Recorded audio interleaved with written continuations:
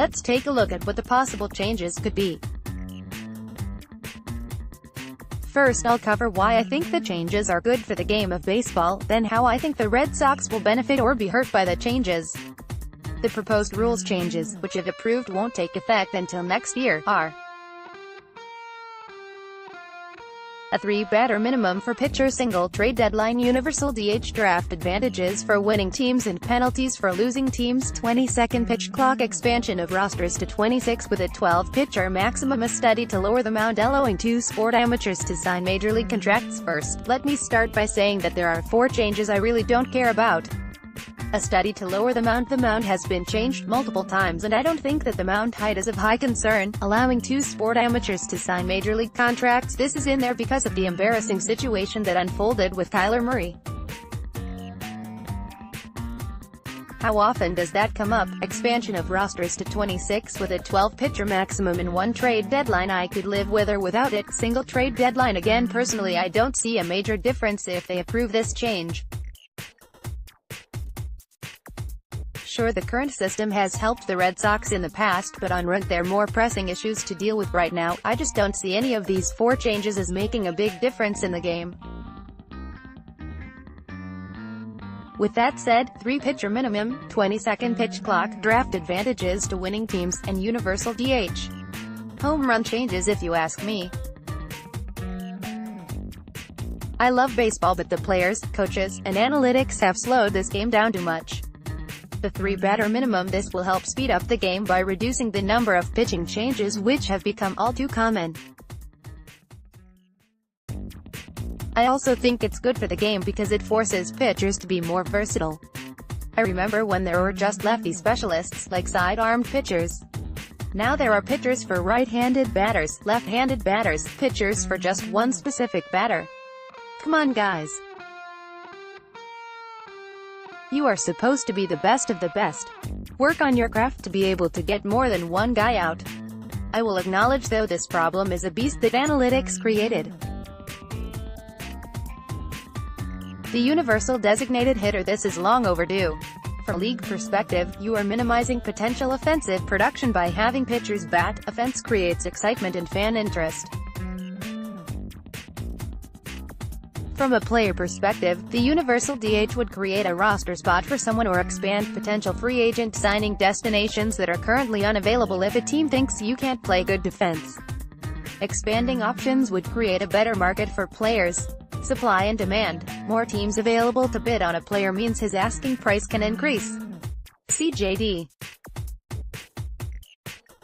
Martinez last year as the reverse effect. Draft advantages for winning teams and penalties for losing teams. For the longest time, any pro sports league would talk about preventing tanking. Well, when you start rewarding winning teams with better draft positions, that makes losing on purpose that much less inviting. Why wouldn't a low-revenue team try to tank when teams like the Houston Astros turned their franchise around by tanking? The post rule would give incentives to low-revenue teams that finish with a winning percentage above .500 or make the playoffs. Teams would be penalized for back-to-back 90-loss seasons. Less tanking means more competitive games for the majority of the season. 20-second pitch clock. Best way to speed up the game. But the details are what matters. Major League Baseball struggles in this area. Remember when replay first came out? The controversy about the transfer of the ball out of the glove to a player's hand. Or how about when is a catch official? Is it when it's in the netting or when a glove is closed? Miserable time. Hopefully, they put this rule in place and get the details right. I hope they don't turn off the clock with runners on base like ESPN's Jeff Passan mentions in his article here. Players will need to adapt to the new rules just like NFL players need to adjust to new rules governing how to tackle someone. If you turn off the clock when a runner gets on base, then how much time are you actually saving? So would the Boston Red Sox ultimately benefit from any of these changes? Yes and no. Again, let's tackle these one by one. 3-batter minimum. Definitely a positive. Imagine having to deal with this potential top 5-1 Andrew Benintendi, 2. Mookie Betts, 3. Xander Bogaerts, 4. JD Martinez, 5. Mitch Moreland, Rafael Devers. If one reliever had to navigate those waters, good luck. However, with the way the bullpen is set up, this rule could be disastrous. As I said, these rules most likely won't take effect until next year, but I can only go off what the bullpen currently consists of. Besides Matt Barnes or Ryan Brazier, I'm not sure how the rest of the bullpen would fare.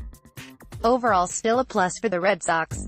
The universal designated hitter. This could affect the Red Sox negatively when it comes to free agency. The DH is one reason they were able to sign JD Martinez to such a team-friendly deal. Teams were down on him defensively, and since the National League has no DH spot, he had to go to the American League, which limits competition. Limited suitors drive down cost. Draft advantages for winning teams and penalties for losing teams in the market. The Red Sox are in. Winning is everything. From some of the things I've read, this rule mentions lower revenue teams getting the benefits for not tanking. However, I'd only see this as a benefit for the Red Sox because they will never be in full tank mode for more than one season. 20 second pitch clock. Don't see a positive or negative here. Completely depends on the pitcher preference. I mean, it could be positive on the offensive side if a pitcher wants to pitch slow but can't, and Mookie Betts and JD Martinez are at the plate. I can see them teeing off on those pitchers. Next, former Red Sox star Kevin Youkilis proposes MLB rule changes. Overall, I hope at some point these changes are made.